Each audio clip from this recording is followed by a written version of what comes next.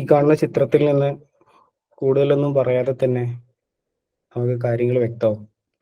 എന്തിനാണ് നമ്മളിങ്ങനെ ഒന്ന് ഒരുമിച്ച് കൂടിയത് എന്നുള്ളതൊക്കെ കൃത്യമായിട്ട് വ്യക്തമാവും. വയനാട്ടിലെ മുണ്ടക്കൈ, അതുപോലെ തന്നെ ചൂരൽമല ഉൾപ്പെടുന്ന പ്രദേശങ്ങളിൽ നേരത്തെ ഉണ്ടായിട്ടുണ്ട്. അതിന്റെ തുടർച്ചയാണ്.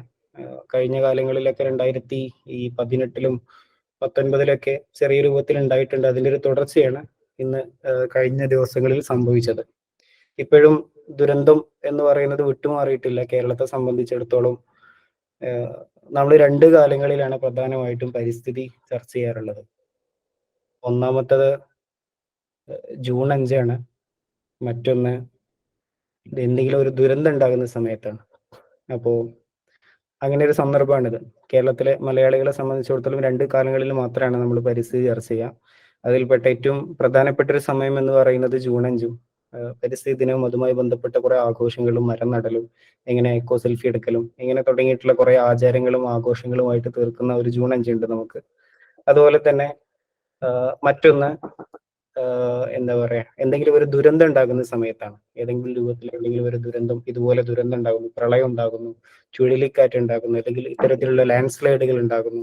ഇങ്ങനെ എന്തെങ്കിലും ഒരു ദുരന്തം ഉണ്ടാകുന്ന സമയത്താണ് മറ്റൊരു കാലത്ത് നമ്മൾ പരിസ്ഥിതി ചർച്ച ചെയ്യാറുള്ളത്. ഓക്കെ, ഇതൊരു ഒരു ജീവൽ പ്രശ്നമായിട്ട് പരിസ്ഥിതി മാറിയിട്ടുണ്ട്. നമ്മുടെ ക്ലാസ്സിലൊക്കെ എപ്പോഴും പറയുന്നതാണ്, പരിസ്ഥിതി ഇങ്ങനെ കേവലം വർണ്ണിക്കാൻ മാത്രമുള്ളതല്ല, ഇതൊരു ഒരു ജീവൽ പ്രശ്നമാണ്. മാത്രമല്ല, മരം ആണ് പരിസ്ഥിതി എന്ന് പറയുന്ന ഒരു ബോധം നമ്മളിലേക്ക് പണ്ടുണ്ടായിരുന്നു. പരിസ്ഥിതി എന്ന് പറഞ്ഞാൽ മരം നടലാണ് എന്ന് പറയുന്ന ഒരു ബോധ്യം കൂടെ നമ്മുടെ ഉള്ളിൽ ഉണ്ടായിരുന്നു. അതിനെ കൂടെയൊക്കെ ചോദ്യം ചെയ്യുന്ന രൂപത്തിലാണ് പുതിയ കാലത്ത് കുറച്ചും കൂടെ പരിസ്ഥിതി എന്ന് പറയുന്നത് എന്താണ് എന്ന് കുറച്ചും കൂടെ വ്യക്തമായിട്ട് നമ്മൾ പഠിക്കണം എന്നുള്ളതിലേക്ക് നമ്മൾ എത്തുന്നത്. ഓക്കെ, അപ്പം ഞാൻ ഇതിന്റെ ഒരു ഈ ശാസ്ത്രം, സാങ്കേതിക രംഗത്തൊക്കെ ഇത്രയും വലിയ വികാസങ്ങളും വിപ്ലവങ്ങളൊക്കെ നടന്നൊരു കാലത്താണ് നമ്മൾ ജീവിക്കുന്നത്. എന്നിട്ട് ഇപ്പോഴും ആ മണ്ണിനടിയിൽ നിന്ന് തെളിയാത്ത നൂറുകണക്കിന് മനുഷ്യർ ഇപ്പോഴും ഉണ്ട് എന്നാണ് നമുക്ക് പറയാൻ പറ്റുന്നത്. ശാസ്ത്ര സാങ്കേതിക രംഗം ഇത്രയധികം വികസിച്ചിട്ട്, ഇത്രയധികം ടെക്നോളജികളും ശാസ്ത്രമൊക്കെ, നേരത്തെ ഉസ്താദ് പറഞ്ഞ പോലെ ദൈവനിഷേധവും മറ്റൊക്കെ ഒരു ഭാഗത്ത് വരുമ്പോൾ, ശാസ്ത്രം അതിന്റെ ഒരു പീക്ക് ലെവലിൽ നിൽക്കുന്ന ഒരു ഉത്തരാധുനിക കാലഘട്ടത്തിലും ഇതിനടിയിൽ പോയിട്ടുള്ള മനുഷ്യരെ എവിടെയൊക്കെയാണുള്ളത് എന്ന് തിരയാൻ പോലും നമുക്ക് സാധിക്കുന്നില്ല. പലതും എന്താണ് ഈ പുറത്ത് എടുക്കാൻ പറ്റാത്ത രൂപത്തിൽ, തിരിച്ചറിയാൻ പറ്റാത്ത രൂപത്തിലൊക്കെ ചെളിയും വെള്ളമൊക്കെ നിറഞ്ഞിട്ട് വീടുകളും ജീവജാലങ്ങളും എല്ലാം ഇതിനകത്ത് പെട്ട് നശിച്ചുകൊണ്ടിരിക്കുകയാണ്. ഏകദേശം മേപ്പാടി പഞ്ചായത്തില് അവിടുത്തെ ഒരു പഞ്ചായത്തിന്റെ കണക്ക് പ്രകാരം 540 വീടുകളാണ് അവിടെ രജിസ്റ്റർ ചെയ്യപ്പെട്ടിട്ടുള്ളത്. അതിലിനി 20 വീടുകൾ മാത്രമാണ് അവിടെ ബാക്കിയുള്ളത്. ടോട്ടൽ 540 വീടുകളിൽ 20 വീടുകൾ മാത്രമാണ് മേപ്പാടിയിൽ ബാക്കിയുള്ളത്. അപ്പോൾ നമുക്കതിന്റെ ഒരു വ്യാപ്തി എത്രമാത്രം ഉണ്ട് എന്നൊക്കെ മനസ്സിലാകും. എത്രമാത്രമാണ് നമുക്ക് അതിന്റെ ഒരു വ്യാപ്തി ഉള്ളത് എന്നൊക്കെ നമുക്ക് അതിൽ നിന്ന് മനസ്സിലാകും. ഓക്കെ, ഈ ചാലിയാർ എന്ന് പറയുന്ന നമ്മുടെ തീരപ്രദേശത്ത് നിന്നാണ് കുറെ മൃതദേഹങ്ങൾ എന്ന് പറയാൻ പറ്റൂല ശരിക്കും, അതിന്റെ അവയവങ്ങളും മറ്റുമൊക്കെ ആയിട്ട് ഇപ്പൊ കണ്ടെടുത്തുകൊണ്ടിരിക്കുന്നത്. ഏകദേശം ഒരു കേരളത്തിൽ ഇന്നോളം കണ്ടിട്ടില്ലാത്ത രൂപത്തിലുള്ള വലിയൊരു ദുരന്തമാണ് സംഭവിച്ചത്, അല്ലെങ്കിൽ ഏറ്റവും വലിയൊരു ദുരന്തമാണ് സംഭവിച്ചത് എന്ന് വേണമെങ്കിൽ നമുക്ക് പറയാം. മരണസംഖ്യ ഇന്ന് 300+ ആയിട്ടുണ്ടെങ്കിൽ ഇനിയും അത് ഒരുപാട് വർദ്ധിക്കാനുള്ള സാധ്യത തന്നെയാണ് കാണുന്നത്. അതിനിടയ്ക്ക് വലിയ ഒരു ആദിവാസികളുടെ കോളനികളൊക്കെ അതിനകത്ത് ഉണ്ടായിരുന്നു. അവരെന്താണ് സംഭവിച്ചത്, എന്താണ് ആയത് എന്നൊന്നും അറിയാൻ മാത്രം നമ്മുടെ ഇടയിലുള്ള മനുഷ്യരെ പോലും നമ്മൾ കണ്ടിട്ടില്ല. അപ്പൊ അതുകൊണ്ട് തന്നെ അവരെന്താണ് ആയത് എന്നുള്ളതിനെ കുറിച്ച് ഒരു തരത്തിലും ചർച്ചകൾ പോലും വന്നിട്ടില്ല എന്നുള്ളതാണ്. അപ്പൊ ഇനിയും ഇതിനകത്ത് നിന്ന് കണ്ടെടുക്കപ്പെടാത്ത മനുഷ്യർ ഇഷ്ടംപോലെ ഉണ്ടാവും എന്നുള്ളത് തന്നെയാണ് എന്ത് ചെയ്യേണ്ടത്, നമ്മൾ മനസ്സിലാക്കേണ്ടത്. പിന്നെ ഇപ്പം നിങ്ങൾ കാണുന്ന കുറെ ചിത്രങ്ങൾ അതിനകത്ത് തന്നെ കാണുന്നുണ്ടാവും. അതൊക്കെ നിങ്ങൾ കണ്ടു തന്നെയാണ് അതിന്റെ ഒരു ഭീകരത എത്രമാത്രം ഉണ്ട്. ഇപ്പൊ നിങ്ങൾ ബാക്കിൽ കാണുന്നത്, ഇവിടെ കാണുന്നതൊക്കെ അതിന്റെ പ്ലാന്റേഷൻസും മറ്റൊക്കെയാണ്. ശരിക്കും ഇതൊക്കെ ഫോറസ്റ്റിനകത്താണ് ഉൾപ്പെടുന്നത്. ഈ കാണുന്ന പ്രദേശങ്ങളൊക്കെ ശരിക്കും ഫോറസ്റ്റ് ആയിട്ടാണ് കണക്കാക്കുക. നേരത്തെ ഇവിടെയൊക്കെ തിക് ഫോറസ്റ്റുകളായിരുന്നു. അതിനൊക്കെ നമ്മൾ വെട്ടി നശിപ്പിച്ചുകൊണ്ട് ഇങ്ങനെയുള്ള മേൽമണ്ണത്തെ അത്ര തന്നെ പിടിച്ചു നിൽക്കാൻ പറ്റാത്ത രൂപത്തിലേക്കുള്ള പ്ലാന്റേഷനുകൾ ഉണ്ടാക്കുകയും, സ്വാഭാവികമായിട്ടും അതിതീവ്ര മഴ എന്ന് പറയുന്ന പുതിയൊരു പ്രതിഭാസം, മഴയും വെയിലും ഒക്കെ നമ്മളിപ്പോ വീട്ടിലിരിക്കുന്നത് എന്തിനാണെന്ന് ചോദിച്ചാൽ, നേരത്തെയൊക്കെ സ്കൂളും കോളേജൊക്കെ ലീവ് ആകുന്ന സമയത്ത് നമുക്കുണ്ടാകുന്ന ഒരു സന്തോഷമൊന്നും കിട്ടുന്നില്ല. എന്തുകൊണ്ടാണ് എന്നുള്ളത് നമുക്കറിയാം. നമ്മളിപ്പോ അനുഭവിച്ചുകൊണ്ടിരിക്കുന്ന ഒരു പ്രയാസത്തിന്റെ ഒരു ബാക്കിപത്രം തന്നെയാണല്ലോ നമ്മളിപ്പോ വീട്ടിൽ ഇരിക്കേണ്ടി വരുന്നതും കൂടെ. അപ്പം ഞാൻ പറഞ്ഞു വരുന്നത്, ഇങ്ങനെ ഈ മുകളിൽ കാണുന്ന രൂപത്തിലുള്ള ഈ പ്ലാന്റേഷൻസ്, ആ രൂപത്തിലൊക്കെ ഇതിനെയൊക്കെ ഭൂമിയുടെ സ്ട്രക്ചറുകളൊക്കെ നമ്മൾ തന്നെ മാറ്റി. നേരത്തെ ഉസ്താദ് പറഞ്ഞ പോലെ മനുഷ്യൻ ഇവിടെ ജീവിച്ചിരുന്നോ എന്നുള്ളതിന് തെളിവുണ്ടോ എന്ന് ചോദിക്കാറുണ്ട്. അപ്പൊ അതിനുള്ള തെളിവുകളാണെന്ത്, ഇവിടെ കാലാവസ്ഥാ വ്യതിയാനം സംഭവിക്കുന്നു, അതിതീവ്രമായിട്ടുള്ള മഴയുണ്ടാകുന്നു, ഉരുൾപൊട്ടലുകൾ ഉണ്ടാകുന്നു, ചുഴലിക്കാറ്റുകൾ ഉണ്ടാകുന്നു, ബയോഡൈവേഴ്സിറ്റി നശിക്കുന്നു, പൊല്യൂഷൻ ഉണ്ടാകുന്നു. ഇതൊക്കെ പറഞ്ഞു കഴിഞ്ഞാൽ മനുഷ്യൻ ഈ ഭൂമിയിൽ ജീവിച്ചിരുന്നു എന്നുള്ളതിന്റെ തെളിവായിട്ട് നമുക്ക് കാണിക്കാൻ പറ്റുന്നത് ഇതൊക്കെയാണ് ബാക്കിയുള്ളത് എന്നുള്ളതാണ്. അപ്പൊ ഇതാണ് അതിന്റെ ഒരു ഒറിജിൻ. ഏത് ഭാഗത്തു നിന്നാണ് ലാൻഡ് സ്ലൈഡ് ഉണ്ടായത്, ഇതൊക്കെ നമ്മൾ സോഷ്യൽ മീഡിയയിൽ മറ്റൊക്കെ കണ്ടിട്ടുണ്ടായിരിക്കും, ഈ ഭാഗത്തു നിന്ന് അനുഭവിച്ചത് എന്നുള്ളതും. ഇവിടെയൊക്കെ അത്യാവശ്യം വലിയ ടൗൺ ആണ്. നമ്മൾ എന്തുകൊണ്ട് എങ്ങനെയാണ് ഇത്രയും പരിസ്ഥിതി ലോല പ്രദേശമായിട്ടുള്ള, അല്ലെങ്കിൽ ഇത്രയും ആളുകൾക്ക് ജീവിക്കാൻ പ്രയാസമുള്ള ഒരു സ്ഥലത്ത് ടൗണുകൾ ഉണ്ടാകുന്നത് എന്ന് ചോദിച്ചു കഴിഞ്ഞാൽ, നേരത്തെ നമ്മൾ ഇതിനെക്കുറിച്ചൊന്നും പഠനം നടത്തിയിട്ടില്ല എന്നുള്ളതാണ്. പശ്ചിമഘട്ടത്തിന്റെ ഭാഗമാണ് ഇതൊക്കെ. ശരിക്കും നേരത്തെ തന്നെ ജനവാസം ഇതിനകത്തേക്ക് വരുന്നതിന് മുമ്പ് തന്നെ ഇതിനെക്കുറിച്ച് പഠനങ്ങളും മറ്റൊക്കെ നടത്തുകയും അത് ഇത്തരത്തിലുള്ള ഡിസാസ്റ്ററുമായി ബന്ധപ്പെട്ട് അതിന്റെ ഒരു വൾണറബിലിറ്റി കീപ്പ് ചെയ്യുന്ന ഏരിയയാണ് എന്നൊക്കെ പറഞ്ഞു വെക്കുകയൊക്കെ ചെയ്യേണ്ട സ്ഥലങ്ങളായിരുന്നു. പക്ഷേ ആളുകളൊക്കെ ഇവിടെ താമസിച്ച് സ്കൂളുകളും ബിൽഡിങ്ങുകളും ആളുകളുടെ ഉപജീവന മാർഗങ്ങളൊക്കെ വന്നതിന് ശേഷമാണ് എന്ത് ചെയ്യുന്നത്, നമ്മൾ ഇത്തരത്തിൽ ഇതിനെക്കുറിച്ച് ചർച്ച ചെയ്യുന്നതും. ഇനി അവരവിടെ നിന്ന് മാറ്റുക എന്ന് പറയുന്നത് വളരെ പ്രയാസമാണ്. ഈ ആളുകളെ മുഴുവനും ഇനി അവിടുന്ന് മാറ്റാൻ ആളുകളൊന്നും ഇല്ല. ഇനി ഇതുപോലെ അപ്പുറത്തെ പർവ്വതങ്ങളുടെ പ്രദേശങ്ങളിൽ, താഴ്വാരങ്ങളിലൊക്കെ ആളുകൾ താമസിക്കുന്നുണ്ട്. ഇതേപോലെ പ്രശ്നങ്ങളുള്ള ഇഷ്ടംപോലെ സ്ഥലങ്ങൾ നമുക്ക് ഇതിനകത്തുണ്ട് എന്നുള്ളതാണ് ഇതിന്റെ ഒരു പ്രത്യേകതയായിട്ട് നമുക്ക് പറയാൻ പറ്റുന്നത്. ഓക്കെ, ഈ സ്ക്രീനിൽ കാണുന്നതാണ് ഈ ലാൻഡ് സ്ലൈഡ്. ഇപ്പം നിലവിൽ സംഭവിച്ചിട്ടുള്ള ലാൻഡ് സ്ലൈഡിന്റെ ഒരു ഒറിജിനും ആ കാര്യങ്ങളുമാണ് എന്ത് ചെയ്യുന്നത് ഇപ്പൊ ഇതിനകത്ത് നിങ്ങൾക്ക് കാണുന്നത്. അപ്പൊ അതിന്റെ ഒരു ജിയോഗ്രഫി എന്ന് പറയുന്നത് ഇവിടെയാണ് ഞാൻ തുടങ്ങാൻ വേണ്ടിയിട്ട് ആഗ്രഹിക്കുന്നത്. അപ്പം ഇത് നിലവിൽ അത്ര പ്രതീക്ഷിക്കാതെ സംഭവിച്ച ഒന്നാണ് എന്ന് പറയാൻ പറ്റൂല. കേരളത്തിൽ 2018 മുതൽ തുടർച്ചയായിട്ട് ഇത് സംഭവിച്ചുകൊണ്ടിരിക്കുന്നുണ്ട്. കാലാവസ്ഥാ പ്രശ്നങ്ങൾ കൊണ്ട് ഈ പ്രകൃതി ദുരന്തങ്ങൾ തുടർച്ചയായിട്ട് സംഭവിക്കുന്ന ഒരു സ്റ്റേറ്റ് കൂടെയാണ് കേരളം. ഇപ്പോഴും നമ്മൾ ഈ ബെന്യാമീനൊക്കെ പറയുന്നത് പോലെ നമ്മൾ അനുഭവിക്കാത്തതൊക്കെ നമുക്ക് കെട്ടുകഥയാണ് എന്ന് പറയാറുണ്ടല്ലോ. അതുപോലെയാണ് നമ്മളിപ്പോഴും പറയുന്നത്. വയനാടല്ലേ എന്നുള്ളിടത്താണ് നമ്മളിപ്പോഴും ഉള്ളത്. നമ്മുടെ നമ്മളിലേക്ക് ഇത് ഇപ്പോഴും വന്നിട്ടുണ്ടോ എന്ന് എനിക്കറിയില്ല. കുറച്ചും കൂടെ സോഷ്യൽ മീഡിയ സജീവമായതുകൊണ്ട് അവിടുത്തെ വേദനകളും ആളുകളുടെ സംസാരങ്ങളും കുറച്ചും കൂടെ എല്ലാം നഷ്ടപ്പെട്ടു പോയിട്ടുള്ള മനുഷ്യരുടെ നിലവിളികളൊക്കെ കുറച്ചും കൂടെ നമ്മളെ ഇമോഷണലി എഫക്ട് ചെയ്യാൻ സാധ്യതയുണ്ട്. കുറച്ചും കൂടെ സോഷ്യൽ മീഡിയയും ഇൻസ്റ്റഗ്രാമും ഫേസ്ബുക്കും ഒക്കെ കുറച്ചും കൂടെ അത്രയും സജീവമായതുകൊണ്ട് അതിനൊരു സാധ്യതയുണ്ട് എന്നതിലപ്പുറം നമ്മളിലേക്ക് ഇപ്പോഴും ഇത് വന്നിട്ടുണ്ടോ എന്ന് എനിക്കറിയില്ല. നമ്മുടെ ചുറ്റുപാടുകൾ, നമ്മൾ ചെയ്യുന്ന ശീലങ്ങൾ, അല്ലെങ്കിൽ നമ്മൾ ചെയ്തുകൊണ്ടിരിക്കുന്ന പ്രവർത്തനങ്ങളെയൊക്കെ എത്രത്തോളം വയനാട്ടിലെ ദുരന്തത്തിന് ശേഷം നമ്മൾ എന്ത് മാറ്റമാണ് നമ്മുടെ പ്രവർത്തനങ്ങളിൽ ഉണ്ടാക്കിയത്.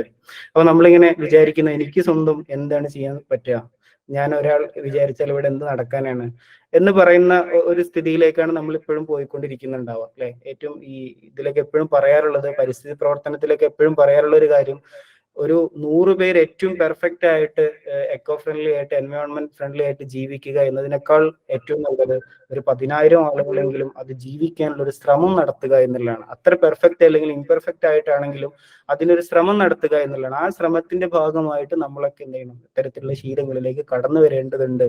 പ്രത്യേകിച്ചും ഈ ഒരു ദുരന്തത്തിന്റെ പശ്ചാത്തലത്തിൽ. ഇപ്പം നിലമ്പൂർ അടക്കമുള്ള പ്രദേശങ്ങൾ, മലപ്പുറം എന്ന് പറയുന്നത് തന്നെ ഈ മലകളുടെ നാടാണ്.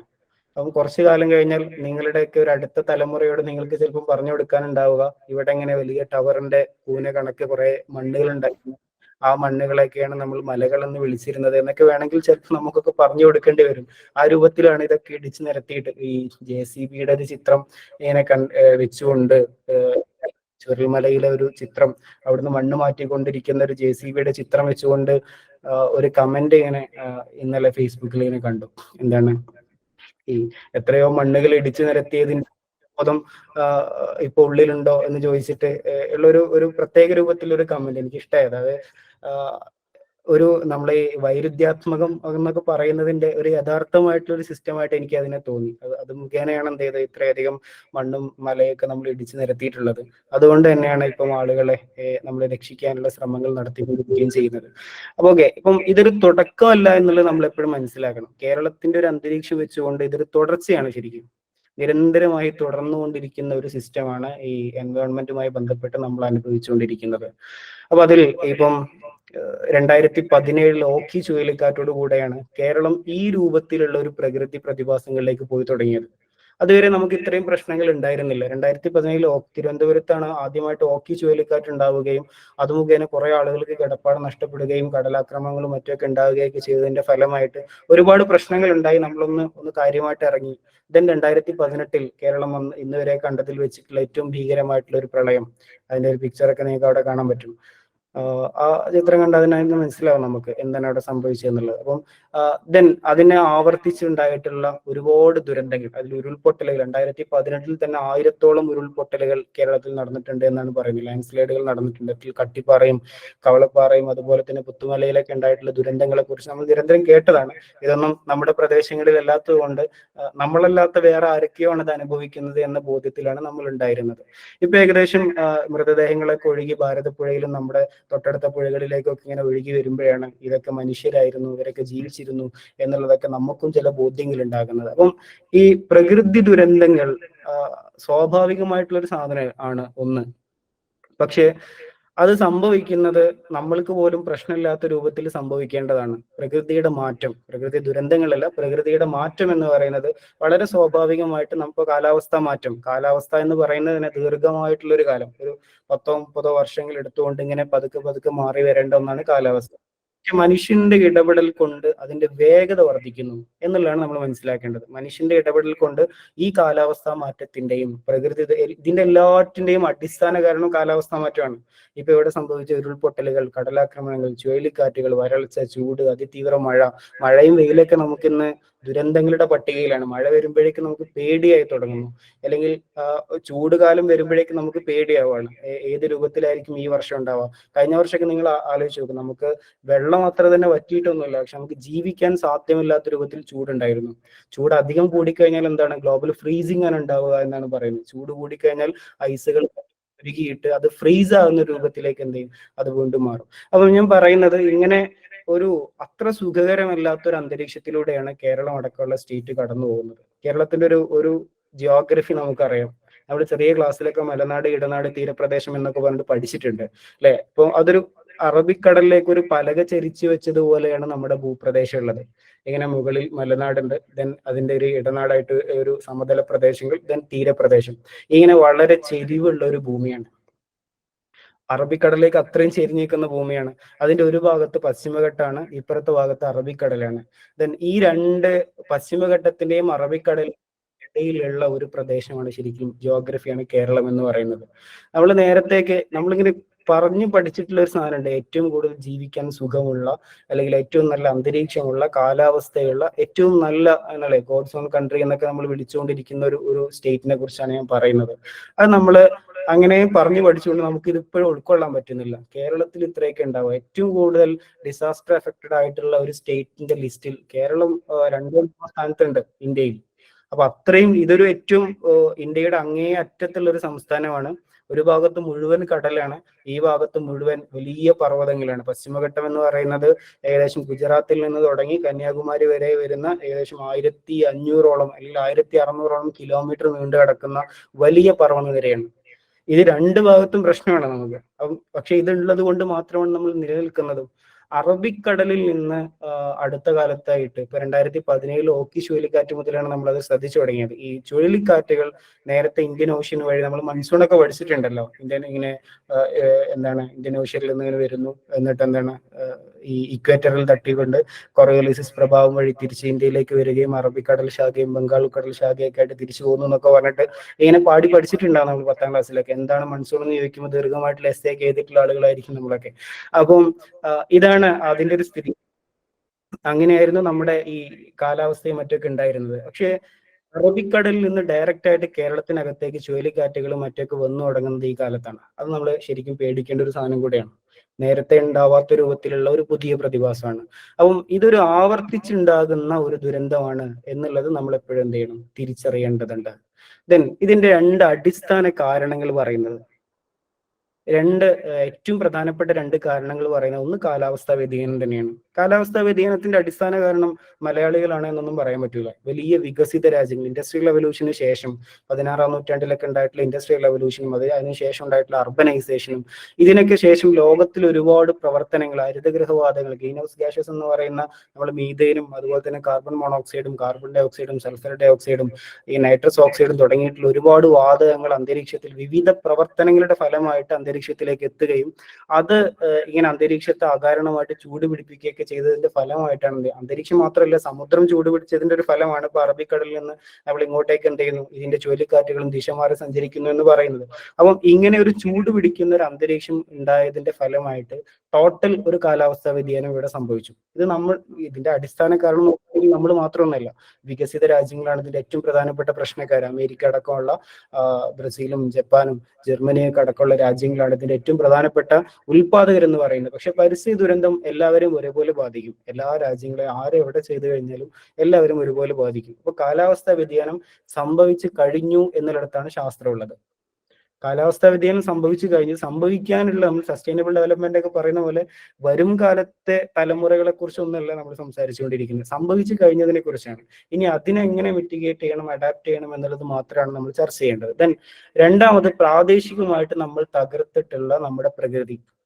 ഇതിൽ രണ്ട് കാര്യങ്ങളാണ്. ഒന്ന്, അടിസ്ഥാനപരമായിട്ട് മനുഷ്യന് ജീവിക്കാൻ പ്രകൃതി ആവശ്യമുണ്ട്. ഇപ്പൊ നമ്മള് ആ രണ്ട് വാക്കുകൾ പ്രകൃതിയും പരിസ്ഥിതിയും ഒക്കെ ക്ലാസ്സിൽ പലപ്പോഴും ചർച്ച ചെയ്താണല്ലോ.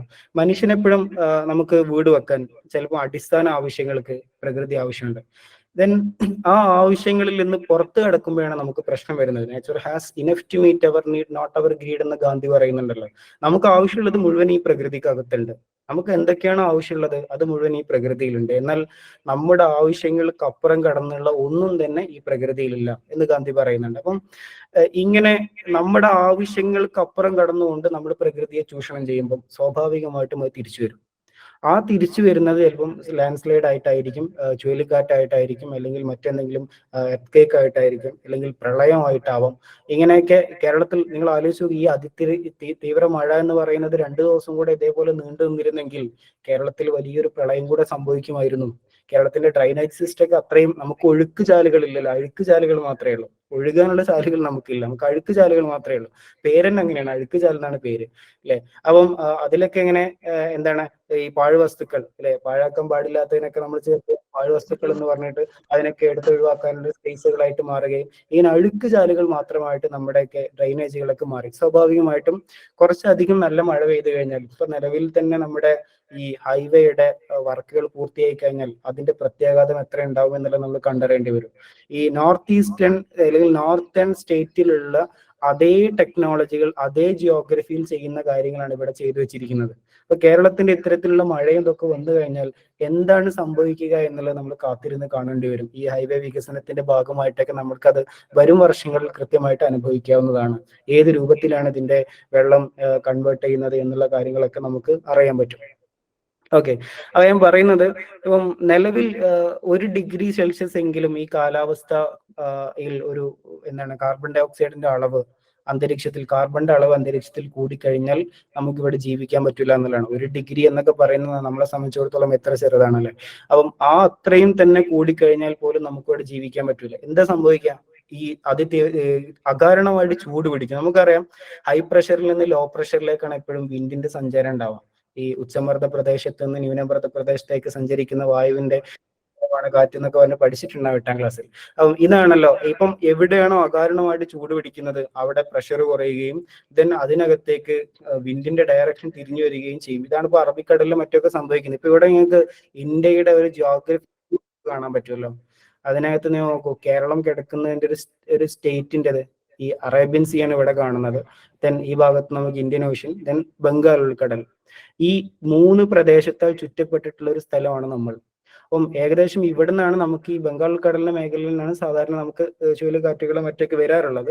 അത് നമ്മൾ ഈ പശ്ചിമഘട്ടത്തിൽ തട്ടിയിട്ടും മറ്റൊക്കെയാണ് നമുക്ക് എന്ത് ചെയ്യുന്നത്, അതിൽ നിന്ന് നമുക്ക് രക്ഷപ്പെടാറുള്ളത്. പക്ഷെ ഇവിടെ നമുക്കൊരു പശ്ചിമഘട്ടമുണ്ട്. ഈ അതിർത്തിയിലാണ് ശരിക്കും ഈ എന്റെ മൗസ് പോയിന്ന ഈ ഭാഗത്താണ് എന്ത്, നമുക്ക് പശ്ചിമഘട്ടത്തിന്റെ ഭാഗമുള്ളത്. കേരളത്തിന് പല ആളുകളും വിചാരിച്ചിരിക്കുന്നത് ഇവിടെ പശ്ചിമഘട്ടമുണ്ട്, അതുകൊണ്ട് അറബിക്കടലിൽ നിന്ന് ഇങ്ങോട്ടൊന്നും എന്ത് ചെയ്യില്ല, ഒന്നും വരില്ല എന്നാണ് വിചാരിച്ചത്. ഇവിടെ അല്ല പശ്ചിമഘട്ടം ഉള്ളത്, ഈ ഭാഗത്താണ് എന്ത്, നമ്മുടെ പശ്ചിമഘട്ട മലനിരകളുള്ളത്. ദെൻ ഇവിടുന്ന് വരുന്നതിനൊക്കെ തടഞ്ഞു നിർത്തും, ഈ ഭാഗത്തുനിന്ന് വരുന്നതിനൊക്കെ. ഇവിടുന്ന് ഡയറക്റ്റ് ആയിട്ട് ഇതിനകത്തേക്ക് എല്ലാ ചുഴലിക്കാറ്റുകളും മറ്റൊക്കെ കടക്കാൻ പറ്റും. അപ്പം അതൊരു ഒരു കേരളത്തിന്റെ ഒരു ജിയോഗ്രഫി അങ്ങനെയാണ്, അതിൽ നിന്ന് നമുക്കൊന്നും ചെയ്യാനില്ല. നമ്മൾ വിചാരിച്ചിരിക്കുന്നത് ഇപ്പോഴും പശ്ചിമഘട്ടം, വയനാട്, നിലമ്പൂരുള്ള കുറച്ച് പ്രദേശങ്ങൾ, അത്തരത്തിലുള്ള സ്ഥലങ്ങളാണ് പരിസ്ഥിതി ലോല പ്രദേശങ്ങൾ എന്നുള്ളതാണ് നമ്മുടെ ഒരു ധാരണ. അങ്ങനെയല്ല, കേരളം മുഴുവൻ പരിസ്ഥിതി ലോല പ്രദേശമാണ്. ഇത് നമ്മൾ ശരിക്കും മനസ്സിലാക്കേണ്ട ഒരു സാധനം കൂടെയാണ്. നമ്മൾ എപ്പോഴും നമ്മുടെ ആവശ്യത്തിന് വേണ്ടിയിട്ട് നമ്മൾ പല നിഗമനങ്ങൾ അല്ലെങ്കിൽ പല വ്യാഖ്യാനങ്ങളൊക്കെ ഉണ്ടാക്കും. അത് നമുക്ക് ഉണ്ടാക്കാം, അതിന് പ്രശ്നമൊന്നുമില്ല. ഇപ്പം വെറുതെ കിടക്കുന്ന വയലാണെങ്കിൽ അതാണ് മണ്ണിട്ട് നികത്തിക്കൂടെ എന്ന് നമുക്ക് പറയില്ല. എന്തായാലും അതിൽ കൃഷിയൊന്നും നടക്കുന്നില്ല, പിന്നെ അത് മണ്ണിട്ട് നികത്തിക്കൂടെ എന്ന് പറയാം. പക്ഷെ അതൊരു വലിയ വാട്ടർ ബെൽറ്റ് ആണ്. ആ വാട്ടർ ബെൽറ്റ് ഭൂമിയിലേക്ക് വളരെ കൃത്യമായിട്ട് വെള്ളം ഇറങ്ങണമെങ്കിൽ ആ വയൽ അങ്ങനെ തന്നെ നിലനിൽക്കണം. അപ്പോൾ വാട്ടർ ബെൽറ്റ് ആണത്. അവിടെ കൃഷിയുണ്ടോ ഇല്ല എന്നുള്ളതൊന്നും അവിടെ തർക്കമല്ല. അപ്പം ഇങ്ങനെയാണ് നമ്മൾ എന്ത് ചെയ്യേണ്ടത്, ഒരു ജിയോഗ്രഫിയൊക്കെ മനസ്സിലാക്കുന്നത് എന്നുള്ളത് കൂടെ പറയാൻ വേണ്ടിയിട്ടാണ് ഞാൻ അതിലേക്ക് വന്നത്. ഓക്കെ, ഇനി നമുക്ക് ഇതാണ് ഞാൻ നേരത്തെ പറഞ്ഞ പശ്ചിമഘട്ടം. കുറച്ചും കൂടി കൃത്യമായിട്ട് നിങ്ങൾക്ക് അത് മനസ്സിലാവും. കേരളത്തിന്റെ ഏത് ഭാഗത്താണ് ഈ പശ്ചിമഘട്ടം ഉള്ളത് എന്ന് നമുക്ക് പലപ്പോഴും തെറ്റിദ്ധാരണ ഉള്ളത് ഇവിടെയാണ് പശ്ചിമഘട്ടം എന്നുള്ളതാണ്. ഈ മലനിരകളൊക്കെ ഇവിടെയുണ്ട്, അതുകൊണ്ട് നമുക്ക് പ്രശ്നമില്ല എന്നുള്ളതാണ്. ഇത് തിരിച്ചാണ് എന്നുള്ളതാണ് എന്ത് ചെയ്യേണ്ടത്, നമ്മൾ മനസ്സിലാക്കേണ്ടത്. ഓക്കെ, ദെൻ ഇതാണ് ഞാൻ നേരത്തെ പറഞ്ഞത്. പശ്ചിമഘട്ടം മാത്രമല്ല, കേരളം എന്ന് പറയുന്ന സ്റ്റേറ്റ് മുഴുവൻ എന്താണ്, പരിസ്ഥിതി ലോല പ്രദേശമാണ്. അപ്പം ഇവിടെ നമ്മൾ ചെയ്യുന്ന എല്ലാ കാര്യങ്ങളും, ഇപ്പം എങ്ങനെയാണ് കാലാവസ്ഥാ വ്യതിയാനം ഉണ്ടാകുന്നത്, മനുഷ്യന്റെ പ്രവർത്തനങ്ങൾ മൂലമാണ്. മനുഷ്യന്റെ എന്ത് പ്രവർത്തനമാണ്, ആ പ്രവർത്തനത്തിലേക്ക് നോക്കുമ്പോൾ നമ്മൾ വീട്ടിന്റെ അടുക്കളയിൽ നിങ്ങൾ ചെയ്തിട്ടുള്ള എന്താണ് പറയാ, ഏതോ ഒരു കവർ നിങ്ങൾ കത്തിച്ചിട്ട് വീടിന്റെ അടുപ്പിലേക്ക് ഇട്ടിട്ടുണ്ടാവും. നിങ്ങൾ വീടിന്റെ അടുപ്പിലേക്ക് ഇട്ട ഒരു കവറിൽ നിന്നും പോയിട്ടുള്ള കാർബൺ മോണോക്സൈഡ് പോലും വയനാട്ടിലെ ഒരു ചെറിയ കുട്ടിയുടെ മരണത്തിന് കാരണമായിട്ടുണ്ടാവാം. അപ്പം ആ ദുരന്തത്തിൽ നമ്മൾക്കും പങ്കുണ്ട് എന്നാണ് പറയാൻ ഞാൻ ഉദ്ദേശിച്ചത്. അപ്പം നമ്മൾ ചെയ്യുന്ന പല പ്രവർത്തികൾ കൊണ്ടാണ് കാലാവസ്ഥാ മാറ്റങ്ങൾ ഉണ്ടാകുന്നത്. അതിന്റെ ഏറ്റവും പ്രധാനപ്പെട്ട ഒരു സാധനം ഈ പ്ലാസ്റ്റിക്കുകളും മറ്റും കത്തിക്കുന്നതിൽ ഉണ്ടായിട്ടുള്ള ഈ എന്താണ് കാർബൺ മോണോക്സൈഡ് പോലെയുള്ള, അതുപോലെ വാഹനങ്ങളിൽ നിന്നൊക്കെയുള്ള സൾഫർ ഡൈ ഓക്സൈഡ് പോലെയുള്ള വാതകങ്ങൾ. അതുപോലെ തന്നെ നമ്മൾ ഈ ഫാക്ടറികളിൽ മറ്റൊക്കെയുള്ള കാർബൺ ഡൈ ഓക്സൈഡിന്റെ മറ്റൊക്കെയാണ് എന്ത്, മീഥെയിൻ, ഗ്രീൻ ഹൗസ് ഗ്യാസസുകളാണ് ഇതിനകത്തേക്ക് വരുന്നത്. അപ്പം നമ്മൾ ചെയ്യുന്ന ഓരോ പ്രവർത്തനങ്ങളും എന്ത് ചെയ്യുന്നുണ്ട്, ഇവിടുത്തെ കാലാവസ്ഥയെ ബാധിക്കുന്നുണ്ട്. നമ്മൾ വിചാരിക്കുന്നത് എന്താ വെച്ചാൽ ആ ദൂരെ കൊണ്ടുപോയി കത്തിച്ചു കഴിഞ്ഞാൽ പ്രശ്നമില്ല എന്നുള്ളതാണ്. അത് കത്തിച്ചു കഴിഞ്ഞാൽ ഈ അന്തരീക്ഷത്തിലേക്കാണ് വരുന്നത്. സച്ചിദാനന്ദ മാഷ് പറയുന്നുണ്ടല്ലോ, വായുവിൽ വിഷം കലർന്നിരിക്കുമ്പോൾ ശ്വസിക്കാനുള്ള സ്വാതന്ത്ര്യം എന്ന് പറയുന്നത് മരിക്കാനുള്ള സ്വാതന്ത്ര്യമാണ്. അപ്പം നേരത്തെ ഉണ്ടായിരുന്ന കവിതകളും പുതിയ കവിതകളൊക്കെ വലിയ മാറ്റമുണ്ട്. നേരത്തെയുള്ള കവിതകളൊക്കെ ഭയങ്കര വർണ്ണനകളായിരുന്നു പരിസ്ഥിതിയുമായി ബന്ധപ്പെട്ട്, അല്ലെ? എന്താണ്, ഖലീൽ ജിബ്രാന്റെ പൂത്തു നിൽക്കുന്ന മരമാണ് ഭൂമിയിലെ ഏറ്റവും നല്ല കവിത എന്നൊക്കെ പറയുന്ന വളരെ രസകരമായി ഒരു കാൽപ്പനികമായിട്ട് പരിസ്ഥിതിയെ കാണുന്ന കവിതകൾ ഉണ്ടായിരുന്നു. നമുക്ക് ഒരുപാട് കവിതകൾ അത്തരത്തിൽ വർണ്ണിക്കുന്ന എന്താണ്, പൂക്കളെ കളിലകൾക്ക് ഭംഗിയുള്ള കാലം ഉണ്ടായിരുന്നു, പൂക്കാലം കഴിഞ്ഞാലും അതിങ്ങനെ നിലനിൽക്കും എന്നൊക്കെ പറയുന്ന, ഇങ്ങനെ പ്രകൃതിയെ വർണ്ണിക്കുന്ന ഒരുപാട് കവിതകൾ ഉണ്ടായിരുന്നു. റേച്ചൽ ഗേഴ്സിന്റെ സൈലന്റ് സ്പ്രിംഗ് 1962 സൈലന്റ് സ്പ്രിംഗ് എന്ന് പറയുന്ന പുസ്തകം വരുന്നതോടുകൂടെ ഇതൊരു ജീവൽ പ്രശ്നമായിട്ട് മാറുകയും ഒരുപാട് അന്താരാഷ്ട്ര സമ്മേളനങ്ങളൊക്കെ നടക്കുകയും ചെയ്തിട്ടുണ്ട്. അത് മുതലാണ് നമ്മൾ എന്ത് ചെയ്യാൻ തുടങ്ങിയത്, പരിസ്ഥിതി ഒരു പ്രശ്നമാണ്, നമ്മുടെയൊക്കെ ജീവിതത്തെ ബാധിച്ചുകൊണ്ടിരിക്കുന്ന ഒരു പ്രശ്നമാണ് എന്ന് നമ്മൾ മനസ്സിലാക്കുന്നത്. ഇപ്പൊ ഏകദേശം നമ്മുടെ അടുത്തെത്തി. കോവിഡ് വന്ന സമയത്ത് നമ്മൾ പറഞ്ഞിരുന്നത് ചൈനയിലല്ലേ എന്ന് പറഞ്ഞിരുന്നു. 2 ദിവസം കഴിഞ്ഞപ്പോൾ അത് കേരളത്തിലെത്തി. ആദ്യം വന്നത് കേരളത്തിലാണ്. കാരണം എന്താണ്, നമ്മളിങ്ങനെ സഞ്ചാരികളാണല്ലോ, വളരെ എല്ലാ പ്രദേശങ്ങളുമായിട്ട് നമുക്ക് ഒരു കണക്ഷൻ ഉണ്ടാവും. ചൊവ്വയിൽ എന്തെങ്കിലും ആരെങ്കിലും ഒരു 10 പേരുണ്ടെങ്കിൽ അതിലൊരാൾ മലയാളി ആയിരിക്കും എന്ന് പറയാറുണ്ട്. അപ്പൊ അങ്ങനെ അത്രമാത്രം ഗ്ലോബലായിട്ട് സഞ്ചരിച്ചുകൊണ്ടിരിക്കുന്ന വിഭാഗമാണ്. സ്വാഭാവികമായിട്ടും ആ രോഗം വളരെ വേഗത്തിൽ നമ്മുടെ കേരളത്തിലേക്ക് മറ്റൊക്കെ എത്തിയിട്ടുണ്ടായിരുന്നു. അപ്പം ഇതൊന്നും നമ്മുടെ നാട്ടിലെത്താൻ അത്ര സമയം വേണ്ട എന്നാണ് ഞാൻ പറഞ്ഞു വരുന്നത്. ഇപ്പം ചെറിയൊരു മഴ 2 ദിവസം പെയ്തപ്പോഴേക്കും നമ്മുടെ തന്നെ സ്ഥാപനം അതിനകത്തേക്കൊക്കെ വെള്ളം കയറുകയും ചെയ്തു. അപ്പം ഇതൊക്കെ നമ്മളൊക്കെ ബാധിക്കുന്നുണ്ട്, ചെറുതും വലുതുമായിട്ട്. ഇപ്പൊ പല വീടുകളിലൊക്കെ നമ്മളിങ്ങനെ ജീവിക്കുന്നത്, ഇപ്പൊ ഇതിനകത്തുള്ള നൂറുകണക്കിന് വിദ്യാർത്ഥികൾ ഉണ്ടല്ലോ, നമ്മളൊക്കെ പല വീടുകളിൽ നമ്മൾ ജീവിക്കുന്നത് ഇത്തരത്തിൽ എപ്പോഴാണ് ഈ മഴ നിൽക്കുക, എന്നുള്ളത് പ്രതീക്ഷിച്ചിട്ട് തന്നെയായിരിക്കും. ഇനിയും കൂടുതൽ മഴ പെയ്തു കഴിഞ്ഞാൽ അല്ലെ, അതിതീവ്ര മഴ എന്ന് പറയുന്നത് കേരളത്തിൽ അടുത്ത കാലത്ത് ക്ലൗഡ് ബോംബിംഗ് എന്നൊക്കെ പറഞ്ഞുകൊണ്ട് സംഭവിക്കുന്ന സാധനമാണത്. അതായത് ചുരുങ്ങിയ സമയം മഴ പെയ്യുന്നുള്ളൂ, പക്ഷെ എന്ത് ചെയ്യുന്നു, ഒരുപാട് സെന്റിമീറ്റർ മഴ ഉണ്ടാക്കുന്നു. കേരളത്തിന്റെ ഒരു മഴയുടെ വിതരണമൊക്കെ നമ്മൾ എടുത്തു നോക്കിയാൽ ഇതൊക്കെ നമുക്ക് മനസ്സിലാകാൻ പറ്റും. യെസ്. എൻവയോൺമെന്റൽ ഡിഗ്രഡേഷൻ നിരന്തരമായിട്ട് നമ്മളിപ്പോ ചർച്ച ചെയ്തുകൊണ്ടിരിക്കുന്ന എന്താണ്, ഒരു പരാജയപ്പെട്ട ആശയത്തിൽ തന്നെയാണ്. നമ്മൾ ചർച്ച ചെയ്ത് പലപ്പോഴും എന്ത് ചെയ്തു, ഇതിങ്ങനെ ഒരു ഭാഗത്ത് ഈ സംഭവങ്ങളൊക്കെ നടക്കുന്നു, ദെൻ ഈ ദുരന്തം കഴിയുന്നതോടുകൂടി അർജുൻ എന്നൊരാളെ കുറിച്ച് ഇപ്പൊ നമുക്ക് ചർച്ചയില്ല, പത്രങ്ങൾക്ക് വാർത്തയില്ല, ചർച്ചയില്ല. അതിനു മുമ്പ് ഒരു അബ്ദുറഹീം എന്ന് പറയുന്ന ഒരാളുണ്ടായിരുന്നു, 34-36 കോടിയോളം നമ്മൾ പിരിച്ച് കൊടുത്തിട്ടുള്ള ആ മനുഷ്യനെ കുറിച്ച് ഇപ്പൊ ചർച്ചയേ ഇല്ല. അപ്പം ഇങ്ങനെ ഒരു എന്തെങ്കിലും ഒരു സിറ്റുവേഷൻ വരുന്ന സമയത്ത് അതിനെക്കുറിച്ച് ഇങ്ങനെ കൂടുതൽ ചർച്ച ചെയ്യുന്നു എന്നതിലപ്പുറത്തേക്ക് ദീർഘമായിട്ടുള്ള ചർച്ചകളിലേക്ക് നമ്മൾ എപ്പോഴും പോകാറില്ല. അത് പരിസ്ഥിതിയുടെ കാര്യത്തിൽ ഇനിയും തുടർന്നു കഴിഞ്ഞാൽ തീർച്ചയായിട്ടും അത് നമ്മളെ വലിയ രൂപത്തിൽ ബാധിക്കും. അതുകൊണ്ട് തന്നെ ഈ ഒരു കാലത്ത് ഏറ്റവും അധികം പ്രൊജക്ടുകൾ വരുന്നത്, ഏറ്റവും അധികം പഠനങ്ങൾ ഉണ്ടാകുന്നത്, പുതിയ പുതിയ ഡിസിപ്ലിനുകൾ ഉണ്ടാകും. കാലാവസ്ഥാ വ്യതിയാനം എന്ന് പറയുന്നത് ഒരു അക്കാഡമിക് ഡിസിപ്ലിനാണ്, സസ്റ്റൈനബിൾ ഡെവലപ്മെന്റ് ഒരു അക്കാഡമിക് ഡിസിപ്ലിനാണ്. അതിനകത്തുള്ള ഓരോന്നും എന്താ, ഇപ്പൊ ഈ ഡിസാസ്റ്റർ മാനേജ്മെന്റ് ഒരു അക്കാഡമിക് ഡിസിപ്ലിനാണ് ഇപ്പം. അപ്പം ഓരോന്നും ഇതേ രൂപത്തിൽ എന്തായി അക്കാഡമിക് ഡിസിപ്ലിനുകളായിട്ട് രൂപപ്പെട്ട് കഴിഞ്ഞു. ഇപ്പം ഏറെക്കുറെ പരാജയപ്പെട്ട ഒരു ആശയത്തെ കുറിച്ചാണ് നമ്മൾ സംസാരിക്കുന്നെങ്കിലും വീണ്ടും ചർച്ച ചെയ്യുക എന്ന് പറയുന്നത് വളരെ പ്രധാനമാണ്. നമ്മളിപ്പം മതപരമായിട്ട് നോക്കുന്ന സമയത്ത് ആരാധനകൾ നിർവഹിക്കുക, അല്ലെങ്കിൽ ഈ കർമ്മങ്ങൾ ഉണ്ടാവുക, വിശ്വാസങ്ങൾ ഉണ്ടാവുക, നമ്മുടെ ഈ പ്രതീകങ്ങളായിട്ടുള്ള പള്ളികളും മറ്റൊക്കെ നിലനിൽക്കുക, ഇതൊക്കെ പ്രധാനമാണല്ലോ. ഇതൊക്കെ പ്രധാനമാണെങ്കിൽ ദെൻ ഇവിടെ ഏറ്റവും നല്ല വായു ഉണ്ടാവണം, ഏറ്റവും നല്ല വെള്ളം കുടിക്കാൻ പറ്റണം, ഏറ്റവും നന്നായിട്ട് സ്വസ്ഥമായിട്ട് ജീവിക്കാൻ പറ്റണം, ഭീതിയില്ലാതെ ജീവിക്കാൻ പറ്റണം. എന്നാലാണല്ലോ നമുക്ക് ഏറ്റവും കൃത്യമായിട്ട് ഈ ആരാധനകളും മറ്റൊക്കെ ചെയ്യാൻ പറ്റുന്നത്. അപ്പം മതപരമായിട്ടുള്ള വലിയൊരു ദൗത്യം കൂടിയാണല്ലോ എൻവയോൺമെന്റ് എന്ന് പറയുന്നത്. അത് അങ്ങനെ തന്നെയാണ് പരിഗണിച്ചതെന്ന് എനിക്ക് തോന്നുന്നു. യുദ്ധവേളകളിൽ പോലും എന്താണ്, കായ്കനികളും മറ്റുള്ള മരങ്ങൾ വെട്ടി നശിപ്പിക്കാൻ പാടില്ല എന്നൊക്കെ യുദ്ധം എന്ന് പറയുന്നത് സകലമാനത്തിനെയും വെട്ടി നശിപ്പിച്ചുകൊണ്ട് നടത്തുന്ന ഒരു അതിനകത്തൊന്നും പിന്നെ കൺസിഡറേഷൻ ഇല്ലല്ലോ. അങ്ങനത്തെ ഒന്നിനാണ് നമ്മൾ യുദ്ധം എന്ന് തന്നെ പറയുന്നത്. പക്ഷെ അത്തരം ഒരു ഘട്ടത്തിൽ പോലും എന്ത് ചെയ്യാൻ പാടില്ല, ഇത്തരത്തിലുള്ള മരങ്ങളെയും മറ്റും വെട്ടി നശിപ്പിക്കാൻ പാടില്ല എന്ന് പറയുന്നത്. ഒരു നായ പ്രസവിച്ച് എടുക്കുന്നതിന്റെ പേരിൽ എങ്ങോ ദൂരത്തുനിന്ന് വരുന്ന ഒരു സൈന്യത്തോട് വഴിമാറിയിട്ട് മറ്റൊരു വഴിയിലൂടെ സഞ്ചരിക്കണം എന്നൊക്കെ പറയുമ്പോൾ ആ സഹജീവികളോട് കാണിക്കുന്ന ഒരു സ്നേഹം എത്രയായിരിക്കും മതത്തിനകത്ത്. ആ സ്നേഹത്തിന്റെ ബാക്കിയാണ് ശരിക്കും നമ്മളും നമ്മുടെ ജീവിതത്തിനകത്തേക്ക് കൊണ്ടുവരേണ്ടത് എന്ന് എനിക്ക് തോന്നുന്നു. അപ്പോൾ കേരളം പോലും ഒട്ടും സുരക്ഷിതമല്ലാത്ത ഒരു പാരിസ്ഥിതികമായിട്ടുള്ള അവസ്ഥയിലേക്കാണ് പോയിക്കൊണ്ടിരിക്കുന്നത്. ഇത് പോയിക്കൊണ്ടിരിക്കുന്നത് എന്ന് പറയുമ്പോൾ അപ്പോഴും നമ്മൾ വിചാരിക്കുന്നത് ഇപ്പം പോയിട്ടില്ല എന്നുള്ളതാണ്. അങ്ങനെയല്ല, നമ്മളിങ്ങനെ സഞ്ചരിച്ചുകൊണ്ടിരിക്കുകയാണ് ആ ഒരു പാതയിലൂടെ. പ്രത്യേകിച്ച് നമ്മുടെ കടൽ എന്ന തീരപ്രദേശം വലിയ പ്രശ്നമാണ്. ഇപ്പൊ നമ്മളൊക്കെ ഏകദേശം ഒരു തീരപ്രദേശത്താണല്ലോ ഉള്ളത്. ഞാനല്ല, ഈ തിരൂർ ഭാഗത്തുള്ള ആളുകളൊക്കെ. അപ്പം ഏകദേശം ഒരു തീരപ്രദേശത്താണ് നിങ്ങളൊക്കെ ഉള്ളത്. അപ്പം കടൽ എന്ന് പറയുന്നത് അത്ര ഇതിനെയൊന്നും നമുക്ക് നിയന്ത്രിക്കാൻ പറ്റില്ല എന്നുള്ളതാണ് ഏറ്റവും പ്രധാനപ്പെട്ട ഒരു പ്രശ്നം. സാങ്കേതിക രംഗത്തെ വികസനങ്ങളെ കൊണ്ടൊന്നും മനുഷ്യനെ നിയന്ത്രിക്കാൻ പറ്റാത്ത രൂപത്തിലേക്കാണ്. അതുകൊണ്ടാണല്ലോ നിങ്ങൾ ആലോചിച്ച് നോക്കും, 1 മണിക്കുണ്ടായിട്ടുള്ള ഒരു ദുരന്തം, ആ ദുരന്തത്തിൽ തന്നെ വലിയൊരു ശതമാനം പോയിട്ടുണ്ട്. ദെൻ 4 മണിക്ക് വന്നിട്ടുള്ള മറ്റൊരു ഉരുൾപൊട്ടലിലൂടെ എന്ത് ചെയ്യും, നമ്മളിങ്ങനെ വിചാരിക്കുന്നത് എങ്ങനെയാണ് ഒരു വെള്ളം വരുമ്പോഴേക്കും വീടുകൾ, ഒരു വീട് എന്ന സ്ഥലം മുഴുവൻ അപ്രത്യക്ഷമാവാണ്. നമ്മൾ പണ്ടൊക്കെ ഇങ്ങനെ പറയാറുള്ള അപ്രത്യക്ഷമാവുക എന്ന് പറയുന്ന വാക്കൊക്കെ നമുക്ക് എന്താണ് ഇങ്ങനെ ഒരു സംഭവ്യമല്ലാത്തൊരു സാധനത്തെ കുറിച്ചായിരുന്നല്ലോ നമ്മൾ പറയാറുണ്ടായിരുന്നത്. ആ വീട് നിൽക്കുന്ന സ്ഥലങ്ങളൊക്കെ ഒരു ഗ്രൗണ്ടായിട്ട് മാറിയിട്ടുണ്ട്. അവിടെ ഇനി വേറെ നികത്തൊന്നും ആവശ്യമില്ല, അവിടെ ഒന്നുമില്ല അവിടെ. അതിന്റെ ഒരു തറയുടെ കല്ല് പോലും ബാക്കിയില്ലാത്ത രൂപത്തിൽ അടിയിൽ നിന്ന് ഇങ്ങനെ എടുത്തുകൊണ്ട് പോയിട്ടുള്ള നിരപ്പായിട്ടുള്ള പ്രദേശങ്ങളായിട്ട് മാറിയിട്ടുള്ള ഒരു ഭൂപ്രദേശം തന്നെ മാറുകയാണ്. ഒരു ഭൂമിയുടെ ജോഗ്രഫി തന്നെ എന്ത് ചെയ്യാണ്, കംപ്ലീറ്റ് ആയിട്ട് മാറുന്ന രൂപത്തിലേക്കാണ് വരുന്നത്. അതിനകത്ത് പെട്ടുപോയിട്ടുള്ള മനുഷ്യർ തലയും കാലും ഉടലൊക്കെ വേറെയായി ഇങ്ങനെ ചെറിയ കുട്ടികളെ എടുത്തുകൊണ്ടും കുട്ടികളെ വലിയ രൂപത്തിൽ കുട്ടിയൊക്കെ ഉയർത്തിപ്പിടിച്ചുകൊണ്ട് ഇങ്ങനെ മണ്ണിനടിയിൽ നിൽക്കുന്ന ഒരാളുടെ ചിത്രങ്ങളൊക്കെ നിങ്ങൾ കണ്ടിട്ടുണ്ടാവും. അപ്പം ഇത്രയും ഭീകരമായിട്ടുള്ള ഒരു സിറ്റുവേഷനിലേക്ക് നമ്മുടെ നാട് പോകുന്നു എന്ന് പറയുമ്പോൾ തീർച്ചയായിട്ടും നമ്മളൊക്കെ വരും ഭാവിയിൽ ഇവിടെ ജീവിക്കാനുള്ള ആളുകൾ കൂടെയാണല്ലോ. സസ്റ്റൈനബിൾ ഡെവലപ്മെന്റ് എന്ന് പറയുന്നത് meats the needs of present generation without compromising the abilities of future generation എന്നാണ് നമ്മൾ പറയാറുള്ളത്. വരും തലമുറയ്ക്ക് വേണ്ടിയിട്ട് എന്ന് പറയുന്നതിന്റെ ഡെഫിനേഷൻ നമുക്കിനി വേണമെങ്കിൽ മാറ്റാം. നമുക്ക് ജീവിക്കാനുള്ള റിസോഴ്സുകൾ വരെ എന്തില്ല, ഇവിടെ ബാക്കിയില്ല. ഈ മനുഷ്യനെ കുറിച്ച് നിങ്ങൾ കേട്ടിട്ടുണ്ടാവുമെന്നാണ് ഞാൻ വിചാരിക്കുന്നത്. മാധവ് ഗാഡ്ഗിൽ എന്ന് പറയുന്ന ഒരാളാണ്.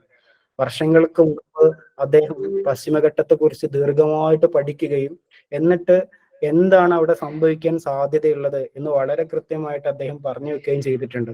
ഈ പുത്തുമലയിൽ നടന്നിട്ടുള്ള ഉരുൾപൊട്ടലിനെ കുറിച്ച്, അതുപോലെ തന്നെ ഇപ്പം നടന്നിട്ടുള്ള മേപ്പാടിയിൽ നടന്ന ഉരുൾപൊട്ടൽ, ചൂരൽമലയിൽ നടന്നിട്ടുള്ള ഉരുൾപൊട്ടൽ, ഇതൊക്കെ അദ്ദേഹം നേരത്തെ തന്നെ, അദ്ദേഹം ജ്യോത്സ്യനല്ല, പ്രവചിക്കുന്ന ജ്യോത്സ്യനല്ല, ഒരു സയന്റിസ്റ്റ് ആണ്.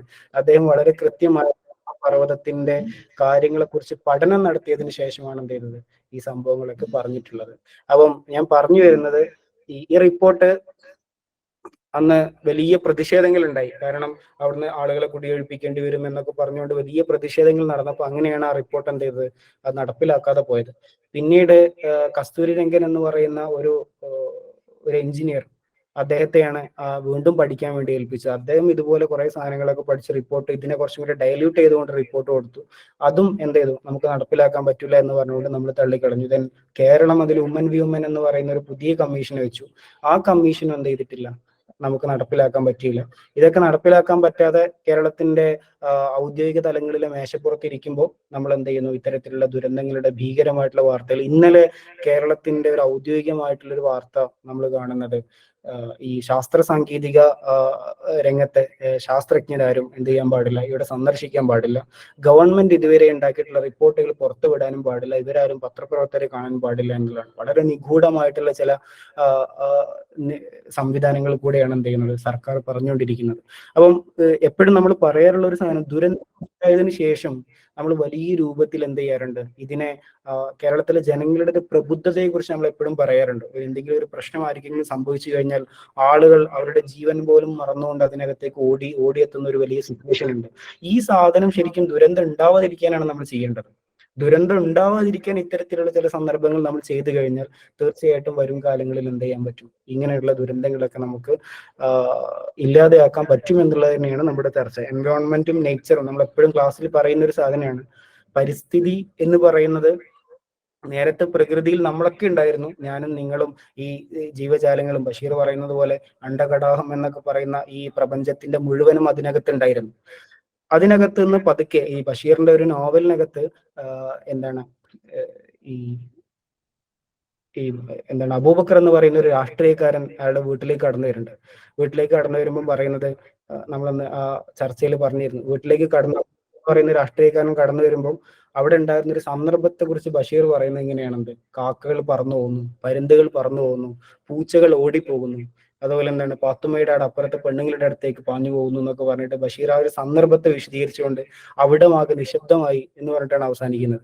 അത് രാഷ്ട്രീയക്കാരൻ കടന്നു വരുമ്പം, രാഷ്ട്രീയക്കാരൻ എന്തൊരു പേരാണ്, അതോടൊപ്പം ഒരു മനുഷ്യൻ എന്ന് പറയുന്ന ഒരാളുണ്ട്. അതിൽ മനുഷ്യൻ പ്രകൃതിയിലേക്ക് വരുന്നതോടുകൂടെ അവിടെ സംഭവിക്കുന്ന പ്രശ്നങ്ങൾ എന്തൊക്കെയാണ് എന്നുള്ളത് വളരെ കൃത്യമായിട്ട് ലളിതമായിട്ടുള്ള ഒരു ആഖ്യാനത്തിലൂടെ ബഷീർ പറഞ്ഞു വെക്കുന്നുണ്ട്. അപ്പം ഞാൻ പറഞ്ഞു വരുന്നത്, നമ്മളും പ്രകൃതിയിൽ ഉണ്ടായിരുന്നു കുറച്ചു കാലം കഴിഞ്ഞപ്പോൾ നമുക്ക് കുറെ വികസനങ്ങളും ശാസ്ത്ര സാങ്കേതിക രംഗത്തും കുറെ വികസനങ്ങളും കണ്ടെത്തലുകളൊക്കെ നടത്തിയപ്പോൾ നമുക്കിങ്ങനെ ഇതൊന്നും നിയന്ത്രിക്കാതെ പറ്റാതെ, ഇതിനൊക്കെ നിയന്ത്രിക്കണമല്ലോ, നമ്മളും അതിനകത്ത് ഉണ്ടാകുമ്പോൾ നമുക്ക് നിയന്ത്രിക്കാൻ പറ്റൂല.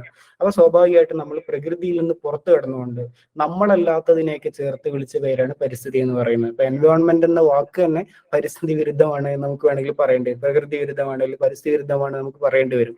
കാരണം നമ്മൾ അതിൽ നിന്ന് പുറത്തു കിടന്നിട്ട് നമ്മൾക്ക് ചുറ്റുമുള്ളതിനെയൊക്കെ നമ്മളിങ്ങനെ നിയന്ത്രിച്ചുകൊണ്ടിരിക്കുകയാണ്. നമ്മളിപ്പം ക്ലാസ്സിൽ പറയാറുള്ള കുറെ കാര്യങ്ങൾ തന്നെയാണ്. ഇങ്ങനെ കേട്ട് ഇങ്ങനെ ഒരു വിരസത ഉണ്ടാവും എന്നുള്ളതുകൊണ്ടാണ് പറയാത്തത്. ഈ കടുവയെ സംരക്ഷിക്കണമെന്ന് കടുവ നമ്മളോട് ഒന്നും പറഞ്ഞിട്ടൊന്നുമില്ല. അല്ലെങ്കിൽ ഇതൊക്കെ നമ്മൾ എന്ത് മാത്രം ചെയ്താൽ മതി, ഇതിനെ നശിപ്പിക്കാതിരുന്നാൽ മാത്രം മതി. നമ്മൾ ഇതിനെയൊന്നും സംരക്ഷിക്കേണ്ട ആവശ്യമില്ല, നമ്മളെ ആരും ഇത് ഏൽപ്പിച്ചിട്ടില്ല, നമ്മൾ ഈ പ്രകൃതിയെ നശിപ്പിക്കാതിരുന്നാൽ മതി എന്നുള്ളതാണ് എനിക്ക് അതിന്റെ അതുമായി ബന്ധപ്പെട്ട് പറയാനുള്ളത്. അപ്പൊ നമ്മൾ പ്രകൃതി കാണാൻ പോവുക എന്ന് പറഞ്ഞാൽ എന്താണ്, നമ്മള് പെരുന്നാളിന്റെ ദിവസം എന്താണ് ടൂർ പോകും. എങ്ങോട്ടാ ടൂർ പോകുന്നത്? മൂന്നാറിലേക്ക്, അല്ലെങ്കിൽ കൊടൈക്കനാലിലേക്ക്, അല്ലെങ്കിൽ ഇത്തരത്തിലുള്ള നെല്ലിയാമ്പതിയിലേക്ക്, കക്കയത്തേക്ക്, കരിയത്തുംപാറയിലേക്കൊക്കെ നമ്മൾ ടൂർ പോകും. വയനാട്ടിലേക്ക്, വയനാട് എന്ന് പറയുമ്പോൾ തന്നെ നമുക്ക് ഇനി ഒരു പ്രശ്നം ഉണ്ടാവും, എന്നാലും ഓക്കെ, വയനാട്ടിലേക്കൊക്കെ നമ്മൾ ടൂർ പോകും. എന്താണ് നമ്മൾ അവിടെ കാണുന്നത്? നമ്മൾ പ്രകൃതി ആസ്വദിക്കാൻ പോവാണ്. അപ്പൊ നമ്മളുള്ളത് എവിടെയാണ്? നമ്മൾ പുറത്താണ്. എന്നിട്ട് നമ്മൾക്ക് പുറത്തുള്ള ഒരു അപരലോകം, സസ്യഹരിതാപമായിട്ടുള്ള ഒരു പച്ചപ്പുള്ള അപരലോകമാണ് പ്രകൃതി എന്നാണ് നമ്മൾ വിചാരിച്ചിരിക്കുന്നത്. നമ്മൾ അതിനകത്ത് ഉണ്ടാവില്ല, നമുക്ക് പുറത്തുള്ള എന്തൊക്കെയോ ആണ് എന്നാണ് നമ്മുടെ എപ്പോഴും ധാരണ ഉണ്ടാവുക. ഓക്കെ, അപ്പൊ ഇങ്ങനെയുള്ള ഒരു ധാരണ ഉള്ളത് കൊണ്ടാണ് പ്രകൃതിയെ നശിപ്പിക്കുക എന്ന് പറയുമ്പോൾ നമുക്ക് മനുഷ്യനല്ലാത്തതിനെ കുറിച്ച് ബോധ്യം. ഞാൻ എപ്പോഴും ക്ലാസ്സിൽ പറയാറുള്ളത്, മനുഷ്യർ എന്ന് പറയുന്നത് നമ്മളല്ലാത്ത കുറെ ആളുകളാണ് നമ്മൾ വിചാരിക്കരുത്, നമ്മളാണ് മനുഷ്യർ.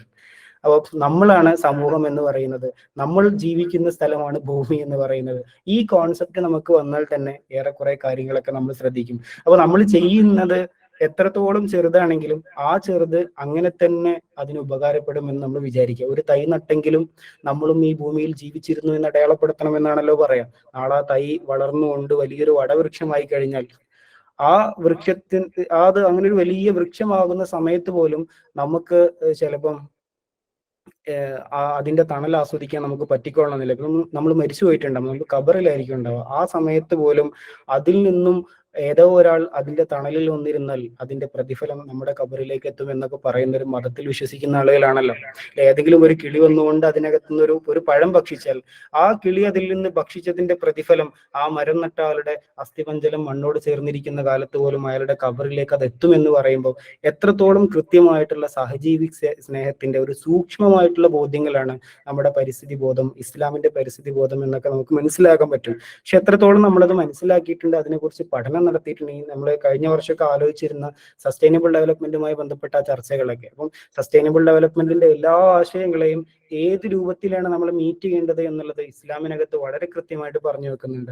അതിന് ഉദാഹരണങ്ങളുണ്ട്, ചരിത്രത്തിൽ തെളിവുകളുണ്ട്, അതിന്റെ പ്രായോഗികമായിട്ടുള്ള തെളിവുകളുണ്ട്. ആ തെളിവുകളുടെ അടിസ്ഥാനത്തിൽ തന്നെ നമുക്ക് മുന്നോട്ട് പോകാവുന്നതേ ഉള്ളൂ. അപ്പം അത്തരത്തിൽ ഇങ്ങനെ നമുക്ക് പുറത്തുള്ള ഒരു ലോകമാണ് പരിസ്ഥിതി, അല്ലെങ്കിൽ നമ്മളില്ലാത്ത ഒരു അപരലോകമാണ് പരിസ്ഥിതി എന്ന് കാണുന്നതിൽ നിന്ന് മാറിയിട്ട് നമ്മളും കൂടെ ഉള്ളതാണ്. എല്ലാ പ്രശ്നവും നമ്മളെ ബാധിക്കും. നേരത്തെ പറഞ്ഞ പോലെ എന്തെങ്കിലും ഒരു വിഷം വായിൽ കലർന്നു കഴിഞ്ഞാൽ പിന്നെ നമുക്ക് ശ്വസിക്കാനുള്ള സ്വാതന്ത്ര്യം എന്ന് പറയുന്നത് മരിക്കാനുള്ള സ്വാതന്ത്ര്യമാണെന്ന് സച്ചാനന്ദ മാഷ് പറയുന്നുണ്ടല്ലോ. വെള്ളത്തെ കുറിച്ച് സാറാ ജോസഫ് പറയുന്ന അതേ ഒരു കാര്യമുണ്ട്. പച്ചവെള്ളം പോലെ എന്നൊരു പ്രയോഗം പണ്ടുണ്ടായിരുന്നു അല്ലെ. എല്ലായിടത്തും സമൃദ്ധമായിട്ട് പെരുവിരലും അമർത്തി ഊന്നിയാൽ ജലം ലഭിക്കും വിധം സമൃദ്ധമായിരുന്ന ഭൂമികൾ എന്ന് പറയുന്ന അത്രയും നമ്മുടെ ഭൂമിയിൽ വെള്ളം ഉണ്ടായിരുന്നു. പക്ഷെ ഇന്ന് എല്ലായിടത്തും എവിടെ പോയി കഴിഞ്ഞാലും അവിടേക്ക് എന്തുണ്ടാവും, വെള്ളം അമൂല്യമാണ് എന്ന് എഴുതി വെച്ചിട്ടുണ്ടാവും അല്ലെ. അത്രമാത്രം ഇതൊരു കിട്ടാക്കനിയായിട്ട് എന്ത് ചെയ്യുന്നു, ജലം മാറുന്നു. നിങ്ങൾക്ക് വെള്ളം തരാഞ്ഞാൽ, ഈ തബാറക്കയിൽ ചോദിക്കുന്നുണ്ടല്ലോ, നിങ്ങൾക്ക് വെള്ളം തരാഞ്ഞാൽ ആരാണ്, നിങ്ങൾക്ക് ഈ മഴ തരാഞ്ഞാൽ ആരാണ് വെള്ളം തരിക എന്നൊക്കെ അതിന്റെ അവസാന ഭാഗങ്ങളിൽ ചോദിക്കുന്നുണ്ടല്ലോ. അതൊക്കെ വളരെ കൃത്യമായിട്ടുള്ളൊരു ചോദ്യമാണ്. ആ ചോദ്യത്തിന്റെ ഉത്തരം നമ്മൾ കണ്ടെത്തേണ്ടത് ഇത്തരത്തിൽ ഇതിനെ ചൂഷണം ചെയ്തുകൊണ്ടല്ല. ശരിക്കും ഈ ചൂഷണം എന്നുള്ളൊരു വാക്ക് അല്ലെ, ചൂഷണം എന്ന് പറയുന്നത് കുട്ടികളെ ചൂഷണം ചെയ്യുക, അല്ലെങ്കിൽ സ്ത്രീകളെ ചൂഷണം ചെയ്യുക, അല്ലെങ്കിൽ തൊഴിലാളികളെ ചൂഷണം ചെയ്യുക എന്നൊക്കെ പറയുന്നത് വലിയ രൂപത്തിൽ പ്രശ്നമുള്ള കാര്യമാണ്. പക്ഷെ പരിസ്ഥിതി ചൂഷണം എന്ന് പറയുന്നത് ഒരു തരത്തിലും നിഷേധ സൂചനയില്ലാതെ ലളിതമായിട്ട് ഉപയോഗിക്കുന്ന ഒരു വാക്കായിട്ട് പലപ്പോഴും മാറാറുണ്ട്. അതാണ് ഞാൻ അവിടെ അവസാനമായിട്ട് സൂചിപ്പിച്ചത്. ഇനി എന്താണ് നമുക്ക് ചെയ്യാൻ പറ്റുക എന്ന ചോദ്യത്തിന് ഗാന്ധി പറയുന്ന ഒരു ഉത്തരവുണ്ട്. ഈ ലോകം നന്നാവാൻ നമ്മൾ എന്താണ് ചെയ്യേണ്ടത്? അതിന് ഗാന്ധി പറയുന്ന ഒരു ഉത്തരം, നമ്മൾ സ്വയം നന്നായാൽ മതി എന്നുള്ളതാണ്. നമ്മൾ വേറെ ആരെയും നന്നാക്കേണ്ട, നമ്മൾ സ്വയം നന്നായാൽ തന്നെ എന്ത് ചെയ്യും, നമ്മൾ ഓരോരുത്തരും സ്വയം നന്നായാൽ ഈ ഭൂമി നന്നാവും. ദെൻ നമ്മൾ സ്വയം നന്നാവുമ്പോൾ ശ്രീനാരായണ ഗുരു പറയുന്ന പോലെ അവനവൻ ആത്മസുഖത്തിന് ആചരിക്കുന്നത് അപരന്റെ സുഖത്തിനായി വരണം. നമ്മൾ നമ്മുടെ സുഖത്തിന് പോലും ചെയ്യുന്നത് എന്താണ്, മറ്റുള്ളവരുടെ സുഖത്തിന്. ഇസ്ലാമിലേക്ക് വന്നു കഴിഞ്ഞാൽ നമ്മൾ എന്താ തബസ്സുമുക്ക് ബിവജിഹിക സദഖ എന്നൊക്കെ പറയുന്നുണ്ട്. നമ്മൾ ചിരിക്കുക എന്ന് പറയുന്ന പോലും നമ്മളല്ലാത്ത ഒരാളെ സന്തോഷിപ്പിക്കുന്നു. അപ്പം നമ്മൾക്കൊന്നും കിട്ടാത്തൊരു സാധനത്തെ പോലും മറ്റൊരാളുടെ സന്തോഷമായിട്ട് മാറാൻ നമുക്ക് പറ്റുന്നെങ്കിൽ, അപ്പം നമ്മളൊരു കാര്യം ചെയ്യുമ്പം ആ ചെയ്യുന്ന കാര്യം പരിസ്ഥിതിക്കും പ്രകൃതിക്കും അതുമായി ബന്ധപ്പെട്ട കാര്യങ്ങൾക്കും പ്രശ്നമില്ലാതാവുക. എന്റെ ജീവിതം ബഷീറിനെ ഉൾക്കൊള്ളുന്ന ആളുകൾക്ക് എപ്പോഴും പറയാറുണ്ട്, ബഷീറിന്റെ ഭൂമിയുടെ അവകാശികളൊക്കെ നമ്മൾ വായിച്ചു കഴിഞ്ഞാൽ നമുക്കത് മനസ്സിലാവും. അത്രയും വലിയൊരു ക്ലാസിക് ആയിട്ടുള്ള ഒരു രചനയാണത്. അപ്പൊ അതിനകത്ത് എല്ലാവരും ഉണ്ട്. ഓരോന്ന് പറയുന്ന സമയത്തും അതിനകത്ത് പൂച്ചയും കോഴിയും താറാവും എല്ലാം ഇതിനകത്തുണ്ട്. ഈ ബഷീറിന്റെ സന്ദർഭങ്ങൾക്കകത്ത് ചേർന്ന് വരുന്നുണ്ട്. അപ്പൊ അത്തരത്തിൽ നമ്മൾ മാത്രമല്ല ഭൂമിയിൽ ജീവിക്കുന്നത്, നമുക്ക് സഹജീവികളുണ്ട്. അതുപോലെ തന്നെ ഇവിടുത്തെ പരിസ്ഥിതി പ്രധാനമാണ്. പരിസ്ഥിതിക്ക് നമ്മൾ ഉണ്ടാവുക എന്ന് പറയുന്നത് ഒരു പ്രധാനമല്ല. പരിസ്ഥിതി നിലനിൽക്കാൻ മനുഷ്യന്റെ ആവശ്യമില്ല. അത് നമ്മളെപ്പോഴും മനസ്സിലാക്കേണ്ടതാണ്. തിരിച്ച് മനുഷ്യൻ നിലനിൽക്കാൻ ഇവിടെ പരിസ്ഥിതി ആവശ്യമുണ്ട്. അതുകൊണ്ട് ഞാൻ നേരത്തെ സൂചിപ്പിച്ചതുപോലെ വയനാട്ടിലും ഇപ്പൊ നടന്നുകൊണ്ടിരിക്കുന്ന ഈ ഒരു പ്രതിസന്ധി, നമ്മൾ അതിന്റെ ഒരു ഭീകരത ഇനിയും നമുക്ക് നമ്മൾ ഈ ഒരു കാലത്ത്, ഞാൻ അതും കൂടെ സൂചിപ്പിച്ചുകൊണ്ട് അവസാനിപ്പിക്കുകയാണ്, ഈ ഒരു കാലത്താണ് നമ്മൾ ഏറ്റവും കൂടുതൽ ഇതിനെക്കുറിച്ച് വായിക്കേണ്ടത്, ലാൻഡ് സ്ലൈഡുകളെ കുറിച്ച് വായിക്കണം. പ്രത്യേകിച്ചും D1 ഡിസാസ്റ്റർ മാനേജ്മെന്റും എൻവയോൺമെന്റൽ സ്റ്റഡീസും, D3 സസ്റ്റൈനബിൾ ഡെവലപ്മെന്റും അതുപോലെ തന്നെ എൻവയോൺമെന്റൽ സോഷ്യോളജിയും, ഈ 3-4 പേപ്പറുകൾക്കും ഏറ്റവും അടിസ്ഥാനപരമായിട്ട് വേണ്ട ഒരു സാധനങ്ങളെ കുറിച്ചാണ് നമ്മളിപ്പോൾ ചർച്ച ചെയ്തുകൊണ്ടിരിക്കുന്നത്. അപ്പം ഇതിന് നിങ്ങൾ നല്ല വായനകൾ, ഈ കാലത്താണ് ഏറ്റവും നല്ല വായനകൾ നമുക്ക് കിട്ടാൻ പറ്റുക. നല്ല ടെക്സ്റ്റുകൾ പത്രങ്ങളിൽ വരുന്നത് ഉണ്ടാവും, അതുപോലുള്ള ടെക്സ്റ്റുകളൊക്കെ ഒരുപാട് ഉണ്ടാവും. അപ്പം അത്തരത്തിലുള്ള ടെക്സ്റ്റുകളും മറ്റൊക്കെ വായിച്ചു വെക്കുക. ദെൻ ഒരു 5 വർഷം 10 വർഷമൊക്കെ കഴിയുമ്പം ഇതുമായി ബന്ധപ്പെട്ട് ഇനിയും തുടർച്ചകൾ ഉണ്ടാകും. ആ കാലഘട്ടത്തിൽ കേരളത്തിന്റെ ഒരു അന്തരീക്ഷത്തിന്റെ ഒരു ഏത് രൂപത്തിലാണ് നമ്മൾ ഇനി എടുക്കുന്ന മാറ്റങ്ങൾ, കേരളം പുനർനിർമ്മിക്കുക എന്ന് നേരത്തെ പുതിയൊരാശയം, നവകേരളം എന്നൊരു ആശയം വരുന്നത്. അപ്പൊ നവകേരളം എന്ന് പറഞ്ഞാൽ അത് കുറച്ചും കൂടെ പരിസ്ഥിതി സൗഹൃദമായിട്ട് മുന്നോട്ട് പോകണം എന്നുള്ള ഒരു ആശയമാണ് അതിനകത്ത് വരുന്നത് എന്ന് മാത്രം സൂചിപ്പിച്ചുകൊണ്ട് ഏകദേശം സമയമായിട്ടുണ്ടാവും തോന്നുന്നു. യെസ്.